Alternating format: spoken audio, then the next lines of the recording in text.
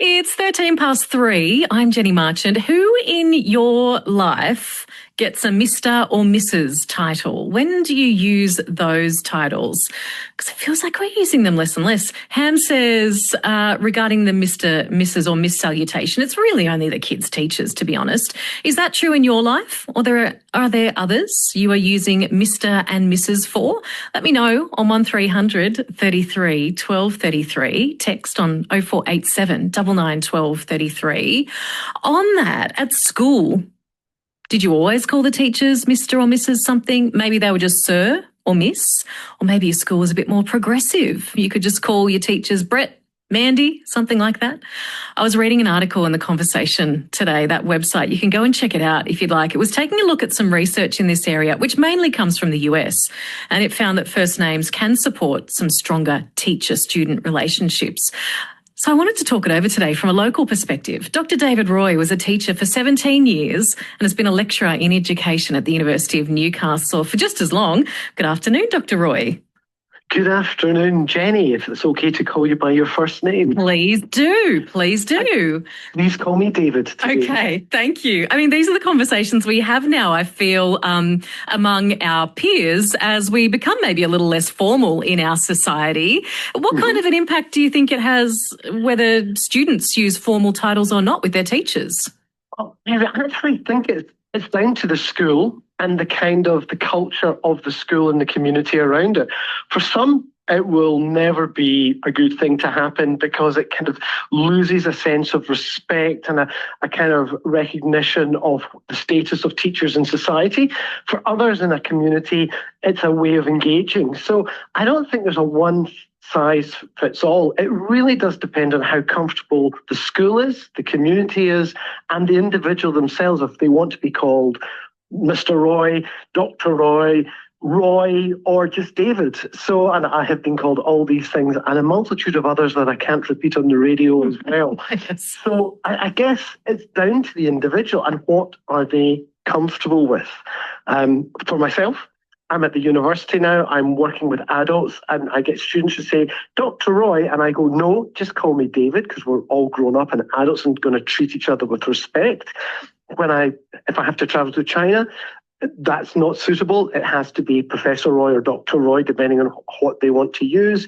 And as a teacher, I did prefer being called Mr. Roy, though I did have issues with the Sir and the Miss, because I often felt there was a slightly misogynistic element to the way that we differentiate between people who identify as male or female as teachers. Ah, interesting. Okay. So you said what fits for one school or teacher may not fit for the other.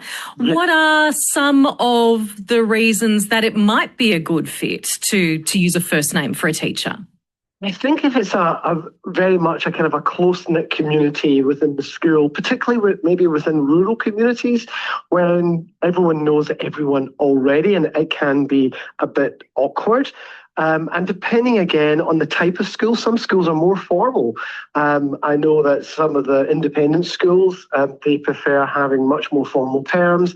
And some of, shall we say, that the schools with an alternative way of teaching, like your Steiner schools, it can sometimes be a different situation. I do think it has to be a school-wide thing, though, that there is this is the school's approach to how we talk to people. My one big worry, and I know it's the same of colleagues that I've spoken to, is that there has been a denigration of respect of teachers and of education in the past 2 decades. And so becoming more familiar could be slightly problematic. I've always argued that teachers are not a kid's friend, but they should be friendly. But there should be a slight difference because they're an authority, they're trying to lead, they're almost taking on a parental role. And I'd never, and I would have never referred to my parents by their first name. But again, society changes, communities change, and it's what fits for that setting. Does it change? Can something so small as a name change the way a student feels about their teacher?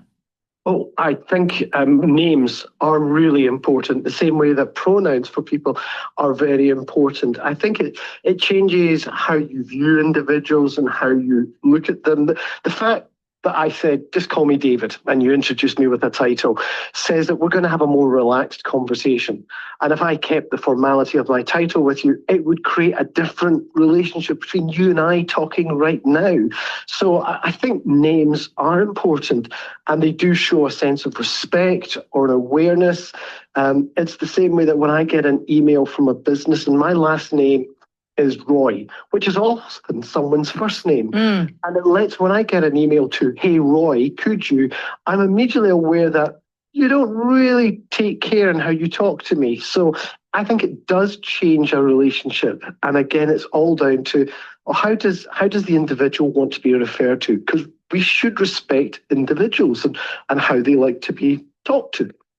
So on one hand, you have formality and respect with the Mr. and Mrs. On the other hand, you have perhaps a more personal relationship with the first name, and it really depends on which of those is going to get the best out of a student or indeed a class. Absolutely. And that's what it should always be down to when it comes down to it is what's going to work best for those kids so that they can learn. Because the whole point of going to school is to help the kids grow and discover who they are and learn knowledge and become ready to become members of society in a full and productive way. So what is going to create the best outcome for them? And sometimes for kids, the formality is really important because it teaches them the fact that they're going to have to learn to respect other individuals within the community that they meet, even if they don't really like them. Well, it's interesting. I feel that there is less Mr. and Mrs. With my children's friends, I tell them they can call me Jenny. They don't have to call me Mrs. Marchant. But maybe a couple of decades ago, we were definitely Mr. and Mrs. It does feel like maybe we're just becoming less formal in that way. I think so. I just hope we never go the formal way that we used to get from American television, where kids would refer to an adult as sir. I've always had a slight problem when there's too much formality between it.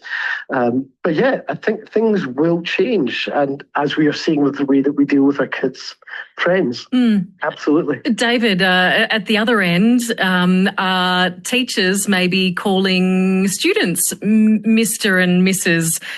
We see it in Harry Potter. We'll go and get our stuff then.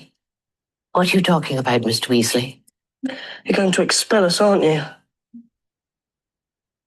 Not today, Mr. Weasley. So a magical world, to be sure, but it does happen, and many might have memories of being called Mr. or Miss by their teacher. Does the way a teacher addresses a child affect the relationship in a big way? I think it does incredibly. I still have memories of going through my schooling in Scotland being referred to as by my surname, Roy, come here. And normally it kind of added on because you have to go see the principal because you're in lots of trouble again and you're about to get hit by a belt or a cane. However, I think that has changed, that formality. I really don't like that either because, again, that creates a barrier between you and the child that you're teaching it. It doesn't set an expectation of maturity? I don't think it is. I think it's actually creating a real distancing between it. And I do think there should be a difference between the way that children talk to adults than the way that adults talk to children. Because there is a maturity and there is a position of power and authority and respect that should be there. What the respect, if it's given from the kid to the teacher, should then obviously be given back, and we should respect each other.